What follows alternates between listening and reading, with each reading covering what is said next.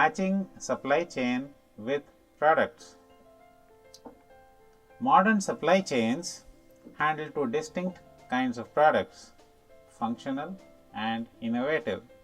Both have distinct patterns on demand, pricing, and certainty.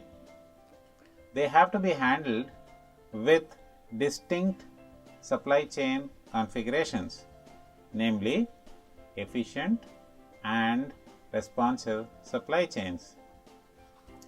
Learning objectives. 1. Understand functional and innovative products. 2. Characterize efficient and responsive supply chains and match them with the right kind of product. Learning outcomes.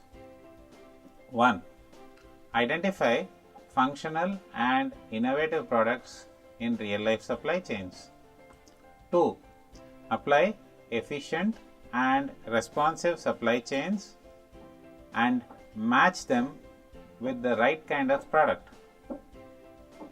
Consider a product like soap, shampoo, or rice. How do you go and buy such products? Does the price for these products change at all? What about your demand for these products? Do you consume more of them at some points and less of them at some other points? Is your consumption based on some kind of fashion or trend, or is it based on your day-to-day requirements? Do you get huge discounts at the end of the season, or does it sell for the same price all the time? Now, the answer to all these questions would be, come on, it's just a soap and a shampoo. I use the same amount irrespective of what the market does. It's my basic need. And I hardly pay extra for the soap or shampoo. Yeah, I get a discount by getting a free soap with some other product once in a while, but the product itself is quite a low value item. I bet if a soap is not sold by the end of this season, the shopkeeper is going to sell it to me in the beginning of the next season for the same price. He's not going to reduce the price just because something did not sell in a season. And although soaps and shampoos do sell for higher prices, much of it is going to sell at the same steady price. Now, let's go to the side of the seller. Why don't you visit a retailer and ask him the following questions? Ask him what kind of margins he makes on the soap. Do you think he makes a margin of 60% and 70%? Not a chance. But I would want you to go and check out with him directly what kind of margins he makes on such products, namely the soap, the shampoo, and rice. Ask him if there is any particular demand season where the demand suddenly goes up and suddenly comes down. Find out whether such products have huge cyclical variations in demand. Do you think these products have a passing fad, meaning you use them now and then later on, we don't want them. We are going to switch to some other product. Meaning you eat rice today, probably I switch to some other product. You think it's going to happen? No, not at all. And do ask the seller what he does with the unsold stocks. Let's say he has 50 kgs of rice which he has not been able to sell this particular season. What do you think he's going to do? Is he going to dispose it off at cost price, saying take it at dirt cheap price, or is he going to keep selling it to you irrespective of the season, whether he sold it or not? Why don't you go and ask him?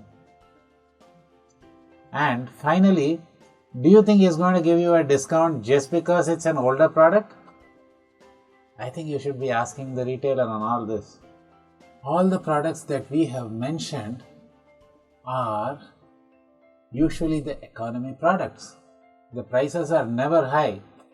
I'm not implying that the prices are rock bottom, but these prices are never high. They are not the premium charging products. These products are probably the everyday use products you and I have. Meaning, we don't care what the price is going to be so long as it's within our own budget. There's a price band which is tolerable to all of us, and that's usually at the lower end of the spectrum. These products, we rarely compromise on the use, meaning that demand is always steady. As long as we get them at the proper price ranges, we are not going to compromise on them. We are not going to look elsewhere. We are not going to change them. We are going to use them the same. Now, these products, we usually buy them in bulk, meaning you need a soap today. You're not going to go and buy 1 bar of soap. You're probably going to buy a big case of soap which you're going to use for quite a while. Same goes for rice or even shampoo. We don't go and buy these products every day, meaning we try to get bulk discounts, we try to get package offers, we try to do a lot of stuff where we can get a bulk of these items for use over a certain period of time. Now, let us consider a totally different category of products. Example, the Sony PlayStation or the Levi's jeans. Do you think they are similar to the products we have just mentioned? Absolutely not. When the Sony PlayStation is launched, you have got to get it then and there. If you miss the season, you are too old, meaning you get an obsolete product. The next PlayStation is ready by then. And does it sell for a low price? Well, I'm leaving it to you to decide how many bars of soap can buy one Sony PlayStation. This is an example of a product where 1. The prices are high and the margins are going to be high. It's a fashionable product which lasts for a particular period of time. It's something to do with your image, not your regular wants. Like a soap is for your regular wants, but the PlayStation is not for your regular wants. The same goes for a Levi jeans.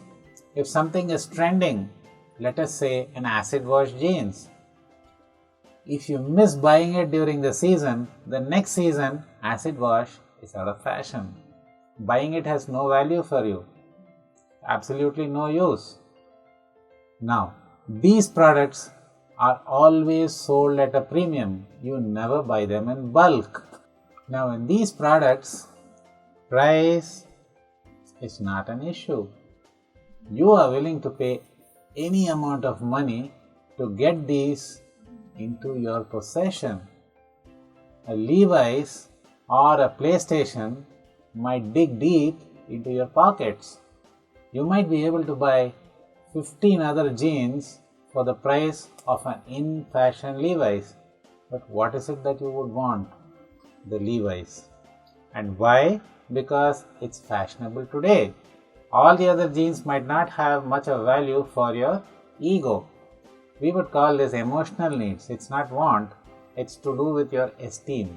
These products are like passing fads, meaning once the season is over, you are likely to get these products at throwaway prices, deep discounts. They are perfectly functional. There's absolutely nothing wrong in the quality of the product, and yet they are given at throwaway prices. This doesn't happen with the previous category we discussed, like soap or rice. Now, these products have to be sold in the season. Otherwise, well, you can basically pick them up off the road. Now, in these products, the manufacturer makes a huge profit margin. Why don't you visit any retailer and ask him the kind of margins they make? The margins are huge, but if something is not sold, the entire thing is going to be a loss for the manufacturer. So here, speed to the market is critical, and the manufacturers have an eternal headache on forecasting the demand for these products. It's impossible to ascertain in advance what the demand is going to be like. We really don't know if it will sell in the market or bomb in the market. Take the PlayStation for example. They had asked for a certain number of PlayStations based on their demand forecast. And it was such a huge success that they did not have adequate playstations to give the market. See, they underestimated demand. Now, there have been cases where demand has been overestimated. Example, the Daewoo Matis. It used to belong to the Korean Daewoo company. Now, GM has purchased it. Daewoo Matis was launched in India as a fully loaded car. They overestimated demand. And what do you think happened? The cars didn't sell. So such products, it's extremely difficult to estimate the demand, and demand forecasting has to be a very carefully and a continuously being done exercise. Now we have considered distinct two kinds of products. The first kind of product has a low price, sells at a low margin, but the demand is steady. It's very easy to forecast it with a good deal of accuracy.